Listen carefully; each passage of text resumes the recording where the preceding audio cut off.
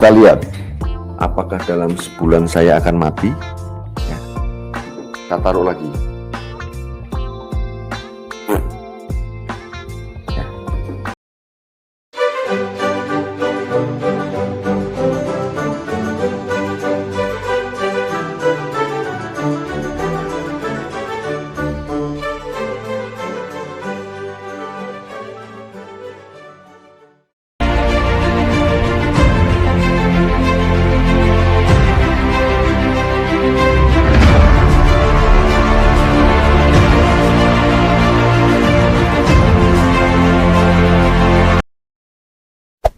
Hey there.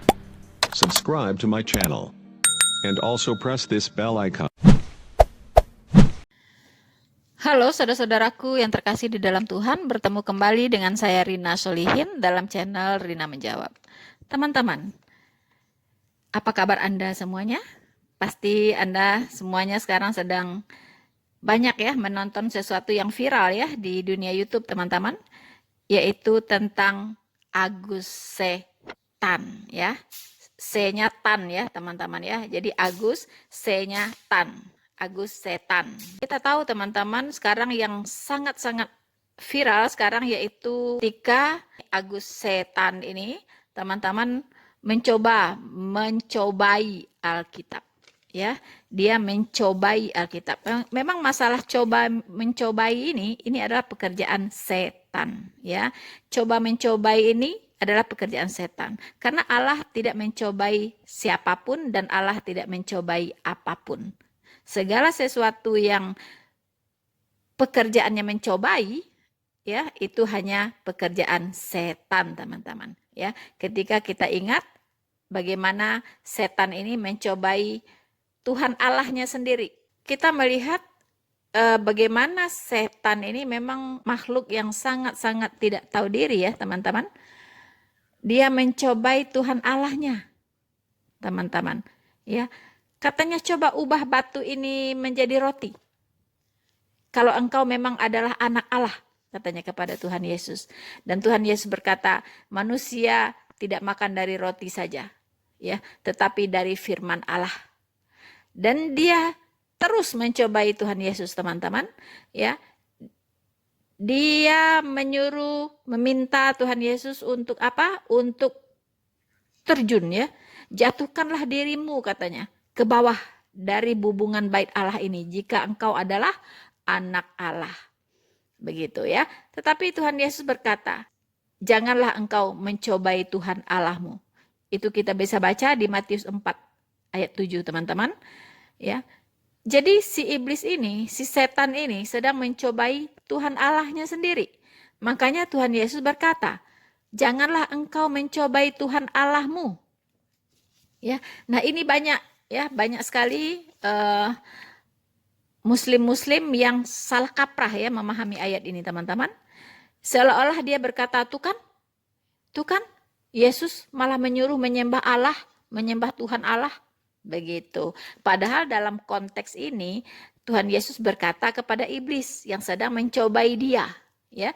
Jadi judul dari perikopnya sendiri adalah pencobaan di padang gurun, ya, pencobaan di padang gurun. Siapa yang dicobai? Yang dicobai adalah Tuhan Yesus. Lalu Tuhan Yesus berkata apa? Tuhan Yesus berkata, janganlah engkau mencobai Tuhan Allahmu. Artinya Yesus adalah Tuhan Allah itu sendiri.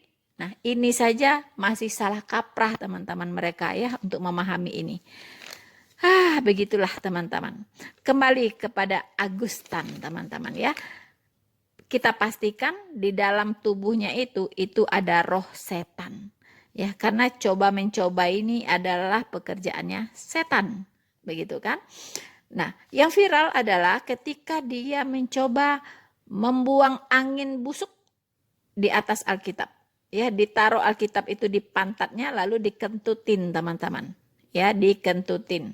Nah, apakah ini sebuah penistaan? Kita sudah tahu semua ya jawabannya, teman-teman.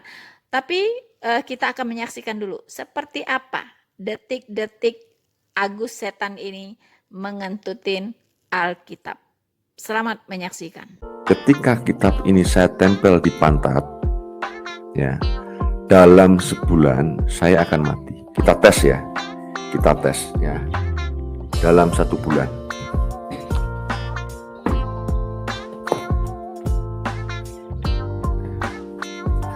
Kita lihat apakah dalam sebulan saya akan mati. Ya. Kita taruh lagi. Ya.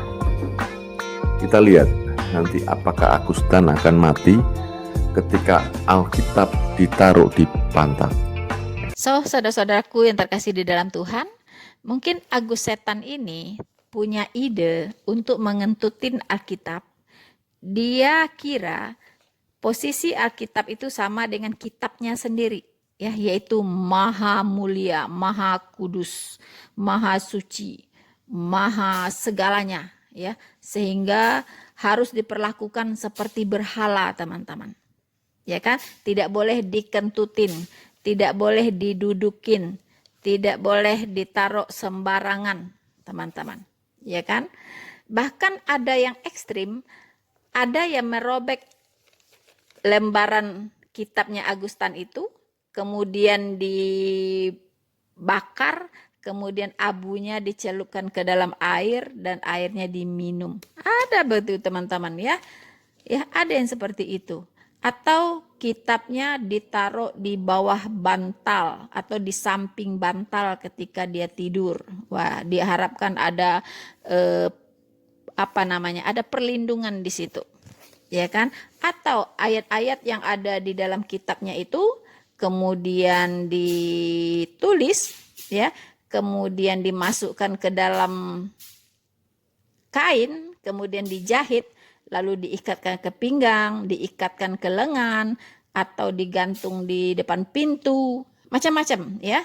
Jadi kitabnya itu seperti jimat, bisa diperlakukan seperti jimat. Agustan ini memiliki ide untuk melakukan sebaliknya kepada Alkitab, ya, yaitu dinajiskan dengan kentutnya, teman-teman. Ya, diperlakukan seperti barang yang tidak ada kuasanya. Itu dia lakukan dan ini cukup menghebohkan, teman-teman, cukup viral.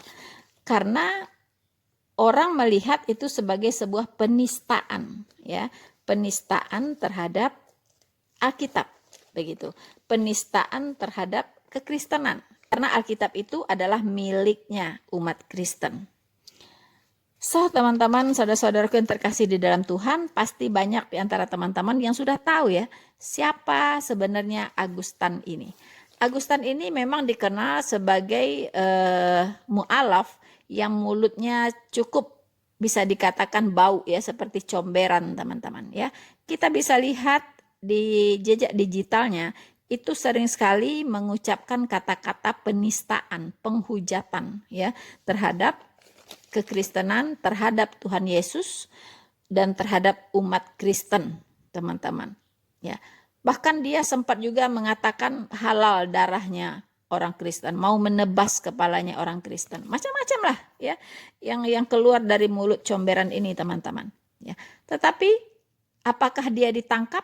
Apakah dia dipenjarakan seperti teman-teman Kristen, ya, para YouTuber yang atau para apologet yang mengalami hal yang sangat menyedihkan sebenarnya, ya. Karena apa? Kita tidak sedih ketika teman-teman kita Kristen ditangkap, tidak. Cuman yang kita sedihkan adalah tidak adanya keadilan di negeri ini. Kalau bicara penistaan agama, merekalah gudangnya, begitu. Tapi mereka kenapa aman-aman saja, ya? Aman-aman saja gitu, seperti tidak tersentuh, begitu, teman-teman. Itu yang membuat kita miris. Hey there. Subscribe to my channel. And also press this bell icon. Saudara-saudaraku yang terkasih di dalam Tuhan, lalu bagaimana sikap kita? Ya. Sikap kita ketika Agustan ini menantang dan mencobai Alkitab. Dia katakan, apakah dalam 1 bulan, ya, 1 bulan saya akan mati, katanya, jika Alkitab ini saya taruh di pantat. Agustan, semua orang pasti mati. Ya, semua orang pasti mati. Tidak ada yang bisa hidup selama-lamanya di bumi ini, tidak ada. Ya. Dan kalau dia mati, ada dua pilihan, mati konyol apa mati di dalam Tuhan. Ya.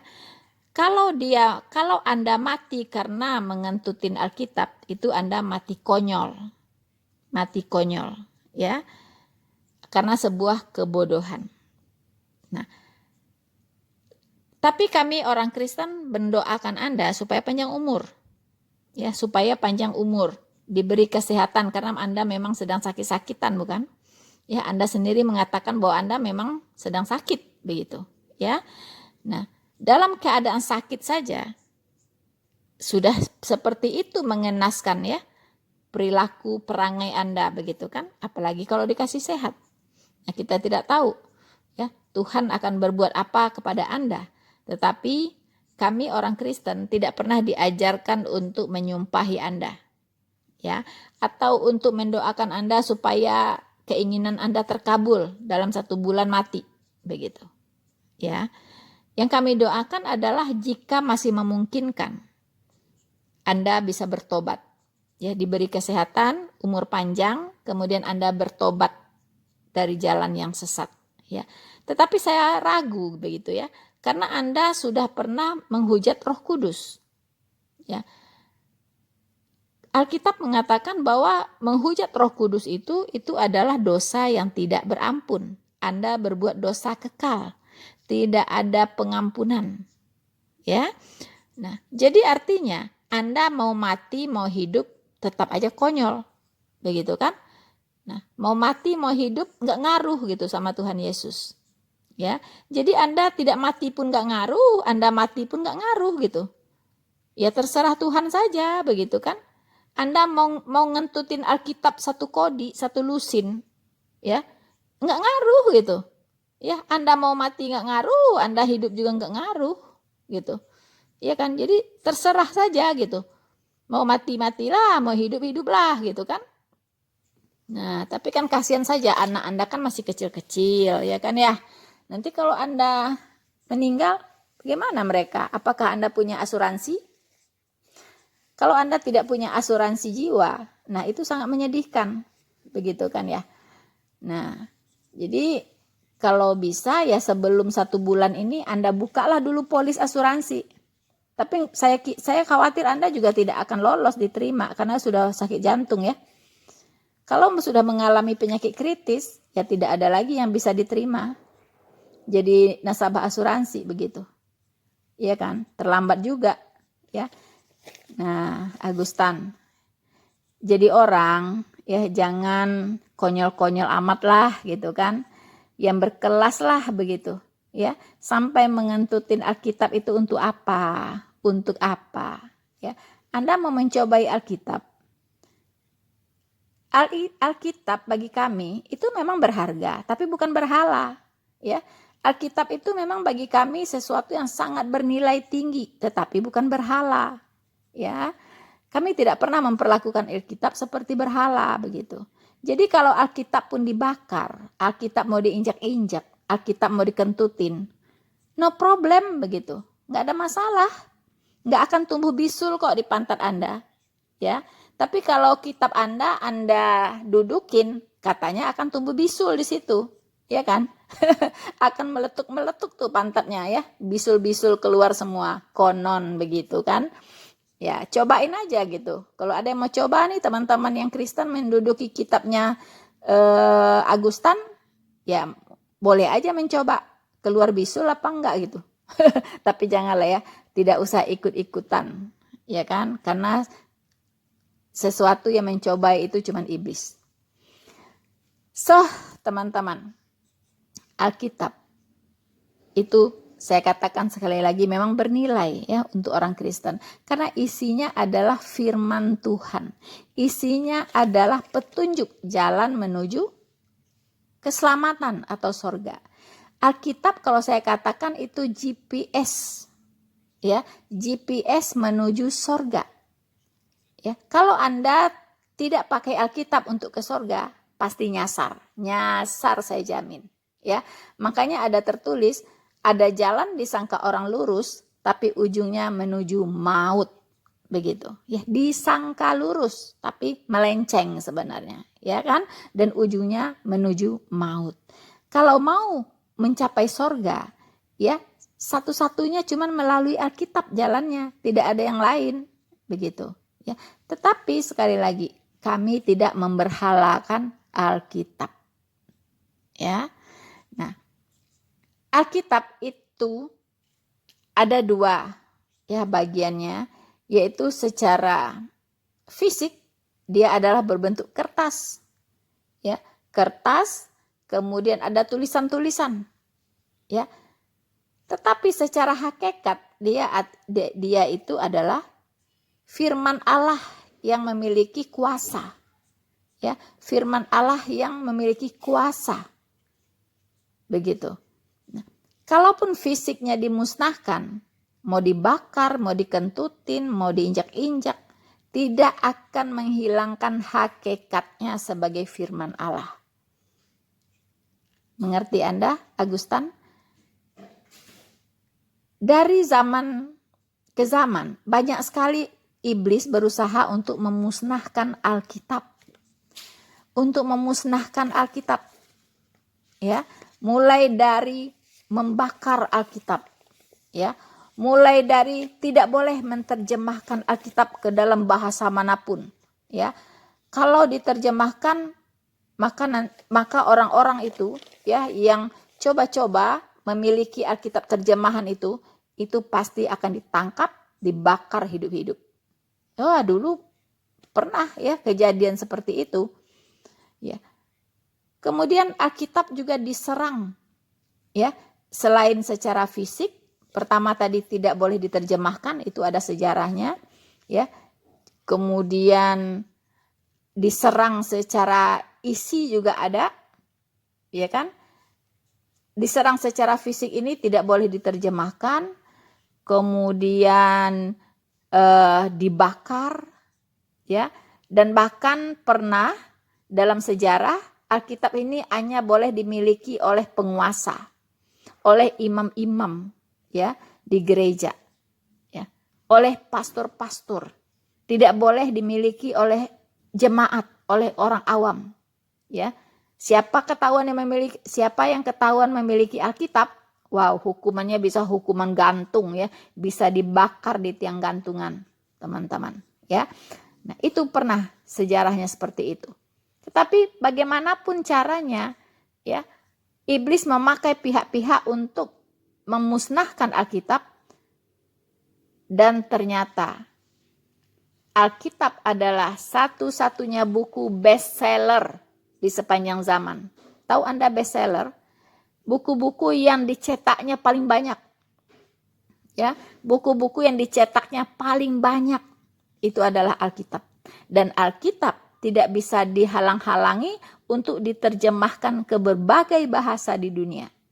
Mengapa? Karena Tuhan Allah sudah berfirman, ya, bahwa semua orang, ya, akan memuji Tuhan dalam berbagai bahasa dan bangsa, ya.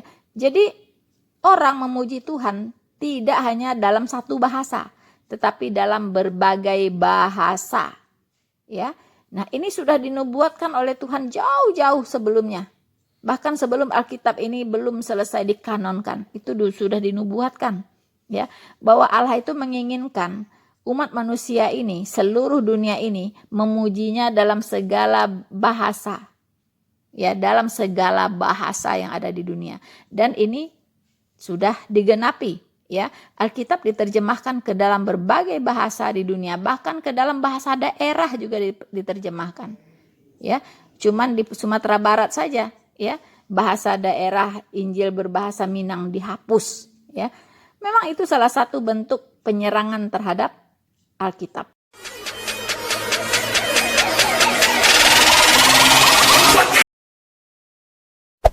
Hey there. Subscribe to my channel. And also press this bell icon. Kita bisa baca di Yesaya 45 ayat 23, teman-teman, ya. Saya bacakan untuk kita semua. Demi aku sendiri, aku telah bersumpah. Dari mulutku telah keluar kebenaran, suatu firman yang tidak dapat ditarik kembali. Dan semua orang akan bertekuk lutut di hadapanku dan akan bersumpah setia dalam segala bahasa. So, semua orang akan bertekuk lutut di hadapanku dan akan bersumpah setia dalam segala bahasa. Segala bahasa, teman-teman. Ya, bukan hanya dalam satu bahasa tok, ya. Nah, inilah yang membedakan Allah kita dengan yang lainnya, begitu, ya. Allah kita itu bisa mengerti semua bahasa yang ada di dunia ini. Ya. Semua bahasa. Karena bahasa itu dia yang ciptakan, teman-teman. Mengapa bahasa itu Tuhan yang ciptakan? Ya, bukan sesuatu yang kebetulan. Karena semua bahasa itu memiliki keteraturan. Ya, keteraturan grammar, teman-teman. Dia mempunyai kaidah-kaidah bahasa yang sangat-sangat teratur, bisa dirumuskan. Begitu ya. Semua bahasa itu punya kaidah-kaidah yang sangat-sangat teratur. Secara gramatikal juga bisa dirumuskan.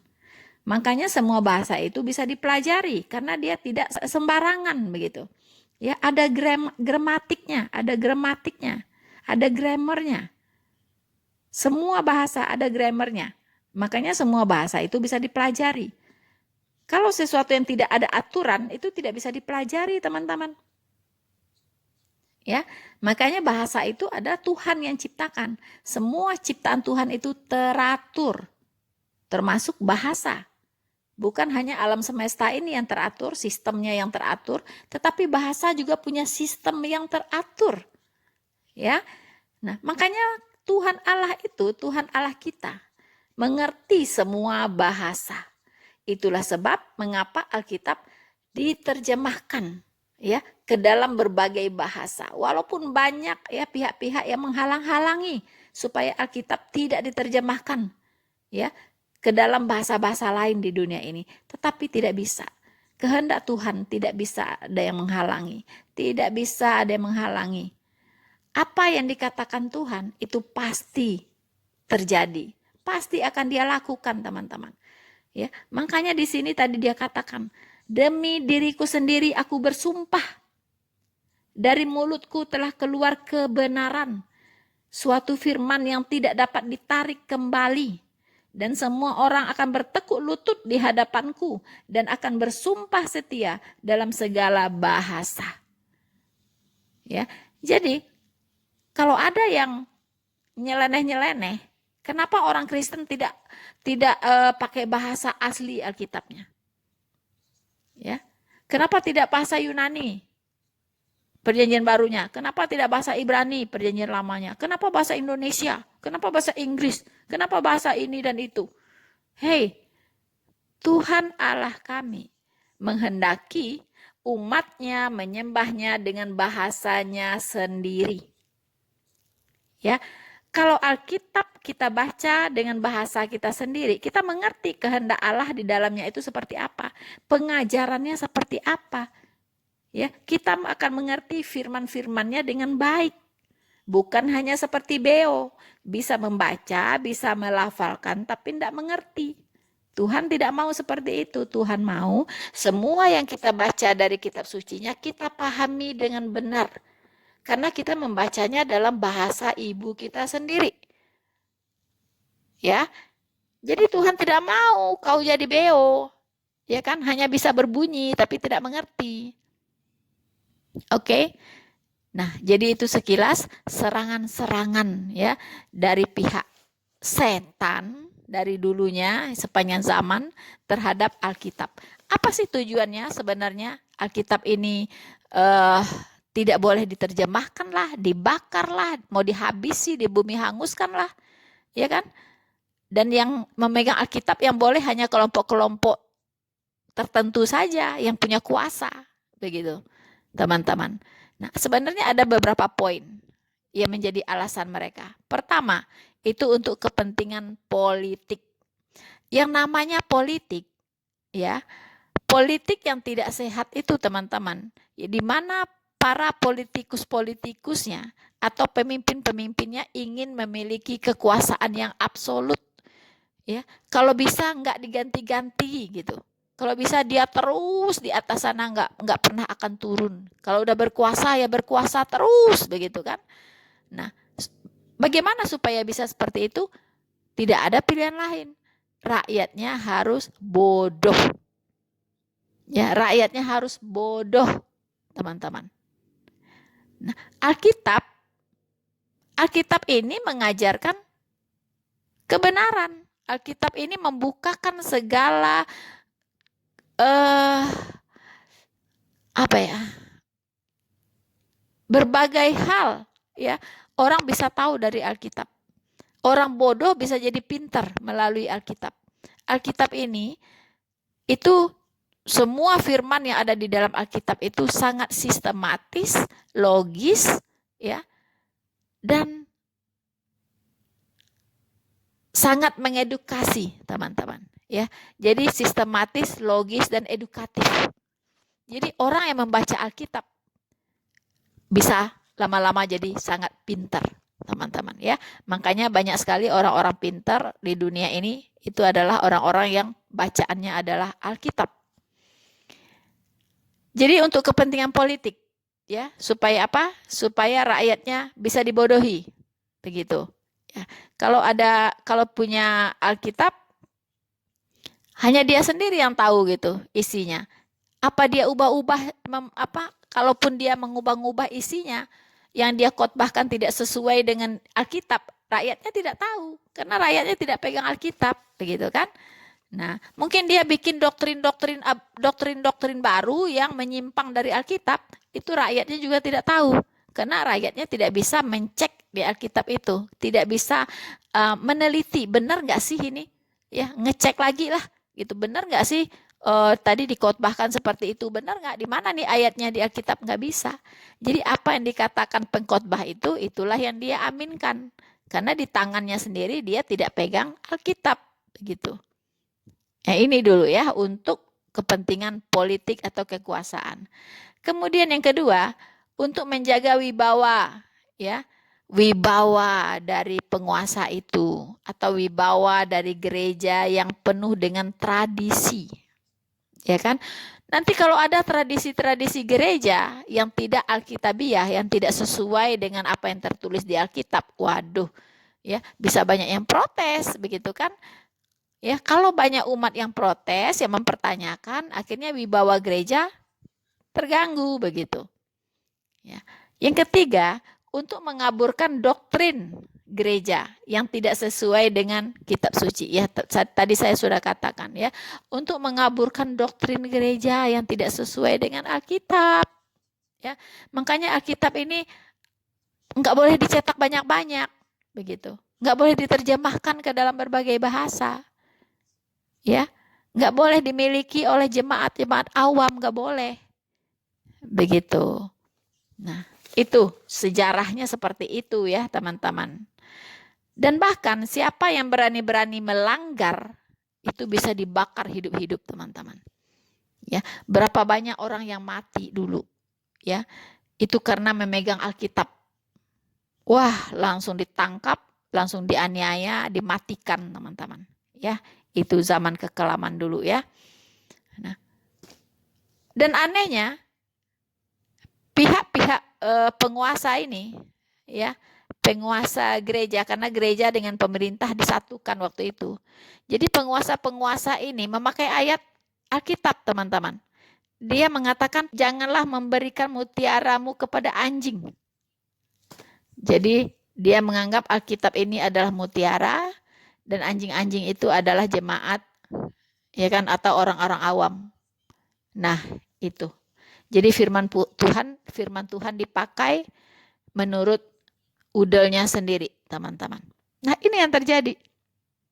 Ya. Kemudian muncul lagi kelompok liberal. Ini juga dipakai oleh iblis untuk menghancurkan Alkitab, yaitu dengan cara menyerang isinya. Ya. Di video yang saya lalu itu saya sudah membahas tentang kekristenan di Eropa, ya, hancur, dan gereja-gereja sudah berubah jadi masjid, jadi museum dan sepi, kosong. Mengapa? Karena munculnya kelompok liberal, ya, yang mengajarkan bahwa Alkitab ini banyak salah, ya kan? Yang mengajarkan bahwa Yesus itu bukan Tuhan, ya. Yang mengajarkan bahwa Alkitab ini bukan firman Tuhan. Begitu. Ya. Inilah orang-orang liberal, para guru-guru palsu yang menyesatkan banyak orang, ya. Sehingga iman kekristenan tergerus dan tergerus di Eropa. Ini jadi iblis ini dari zaman dulu sampai hari ini, teman-teman, tidak tinggal diam untuk mendiskreditkan Alkitab, termasuk menaruh Alkitab di pantatnya dan dikentutin, ya. Itulah pekerjaannya si setan ini. Begitu, ya, si Agus setan ini, teman-teman. Nah, sekarang pertanyaan kita, bagaimana sikap kita sebagai orang Kristen? Ya. Sebenarnya kita tidak diajarkan, ya. Kalau ada orang menista kekristenan, menghujat kita, itu kita tidak punya budaya adu mengadu, begitu. Tidak punya budaya mengadukanlah ke polisi, adukan supaya dia ditangkap. Iya kan? Paling kita viralkan saja, ya. Kita viralkan supaya pihak-pihak yang berwenang melihat kejadian itu. Lalu apakah mereka tersentuh rasa keadilannya? Apakah tersentuh seperti Menteri Agama, seperti pihak kepolisian, ya, seperti Menko Polhukam atau seperti Kapolri, ya? Apakah Anda tersentuh atau tergelitik rasa keadilannya di sini? Atau biasa-biasa saja begitu? Nah, disinilah diuji, ya, sekarang, ya. Memang ini adalah delik aduan, teman-teman. Penistaan agama itu adalah delik aduan. Jadi kalau nggak ada yang ngadu, nggak diproses gitu. Kalau ada yang mengadu, lihat dulu mayoritas atau minoritas. Kalau minoritas, abaikan saja. Kalau mayoritas, cepat-cepat ditangkap, ya kan? Cepat-cepat dijemput. Nah, itulah, ya, yang terjadi, teman-teman. Itulah yang terjadi di negeri ini. Makanya kelompok-kelompok mayoritas ini yang sejenis dengan si Agus setan ini tidak ada rasa takut atau rasa takut akan ditangkap, nggak ada gitu. Karena memang mereka kebal hukum. Saya juga nggak ngerti apakah pihak-pihak yang berwajib merasa berat memproses mereka, menangkap mereka dan menjebloskan mereka ke penjara karena apa, ya? Karena ada beban mental begitu. Ya kan? Takut dilaknat oleh Allahnya kalau menangkap para ustadz yang penghujat ini begitu. Ya kan? Nah, saya tidak tahu apakah memang tidak berani karena itu, ya. Karena takut dilaknat gitu kan, diazab gitu kan. Nah, teman-teman, tapi cobalah siapa Anda, ya, di Indonesia ini, ya, memang tugasnya adalah menjaga keamanan, menegakkan keadilan di negeri ini. Dan Anda itu adalah para penegak hukum. Ya, para penegak hukum, dan tegakkanlah hukum itu seadil-adilnya. Seharusnya penistaan agama ini tidak perlu delik aduan. Ya, kalau penegak hukum sudah melihat kejadiannya dan sudah viral, menyaksikan sendiri, tahu orangnya, pelakunya, tahu persis apa yang dia katakan, tangkap begitu. Tidak usah nunggu diadukan dulu, tidak usah. Ibaratnya maling udah di depan mata nyopet, atau maling sudah di depan mata membegal orang. Karena nggak ada yang ngaduin, ya udah biarin aja gitu, ya. Gitu. Begitu. Atau ada orang yang sudah menabrak orang gitu. Ya udahlah, nggak ada yang ngadu, liatin aja gitu. Nggak bisa. Nggak bisa. Jadi seharusnya penistaan agama ini bukan delik aduan. Ya, seharusnya. Karena ini dampaknya lebih daripada orang tukang begal itu. Kalau tukang begal itu korbannya cuma satu, yang dia begal aja gitu. Ya kan? Tapi kalau dia melakukan penistaan agama, ya kan? Itu dampaknya luar biasa untuk bangsa ini. Akan menimbulkan perpecahan, akan menimbulkan desintegrasi bangsa. Anak-anak bangsa akan saling mencurigai. Ya kan? Akan timbul ketidaktentraman. Ya kan? Karena ini bicara tentang ketidakadilan. Jadi dampaknya luas sekali. Ya. Luas sekali itu. Bisa menggoyahkan sendi-sendi berbangsa dan bernegara. Ya. Jadi tolonglah ya pihak-pihak yang berwenang, terutama Menteri Agama. Saya percaya Anda menyaksikan ini karena ini sangat viral di YouTube. Ya. Sudah viral kemana-mana. Dan apakah Anda diam saja? Akan diam saja? Begitu. Bukan masalah Alkitabnya. Kami tidak memberhalakan Alkitab. Tapi yang kami sayangkan adalah tindakannya. Ya, yang begitu konyol. Ya, melecehkan kitab suci orang lain begitu. Nah, ini kalau soal Alkitabnya nggak masalah, mau Anda bakar, mau Anda kentutin, mau Anda no problem. Ya. Firman Tuhan itu tetap berkuasa. Tidak berubah dulu, sekarang sampai selama-lamanya. Sejarah sudah membuktikan itu. Mau diapain pun Alkitab itu tetap eksis. Nggak akan bisa dibendung, tidak akan bisa dimusnahkan. Ya, tapi yang kita pertanyakan adalah di mana keadilan di negeri ini? Di mana keadilan? Ya, kalau kelompok minoritas baru bicara sedikit langsung tangkap, ya kan? Langsung penjarakan. Ini sudah ngentut-ngentutin kitab suci orang lain. Akankah dibiarkan? Begitu. Ya, saya yakin nih Menteri Agama melihat, mungkin Kapolri juga melihat. Apakah masih menunggu orang mengadukan? Anda saja yang mengadukan sendiri. Iya kan? Menteri Agama saja yang mengadukan. Begitu. Toh Anda juga melihat faktanya, jelas pelakunya siapa, tempatnya di mana, channelnya apa, bentuk hidung, batang hidungnya seperti apa itu orang. Track recordnya Anda juga bisa lihat, jejak digitalnya seperti apa. So, teman-teman, kita berharap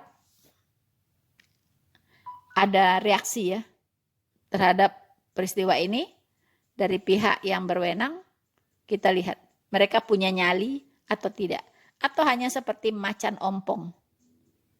Ya, kita lihat dan kita akan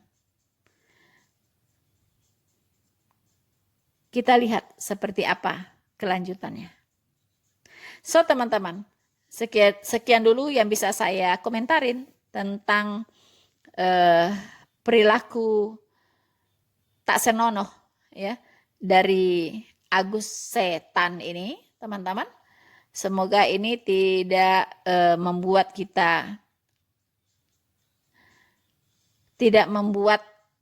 kita semua bergejolak begitu ya. Dan saya berharap kita umat-umat Kristiani bisa menahan diri dan menyerahkan semua ini ke tangan Tuhan. Karena Tuhan akan memberikan upah yang setimpal. Apa yang engkau tabur, itulah yang engkau tuai.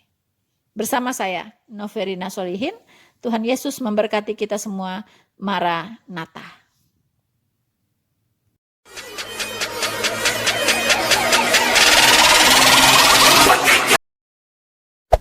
Hey there. Subscribe to my channel. And also press this bell icon.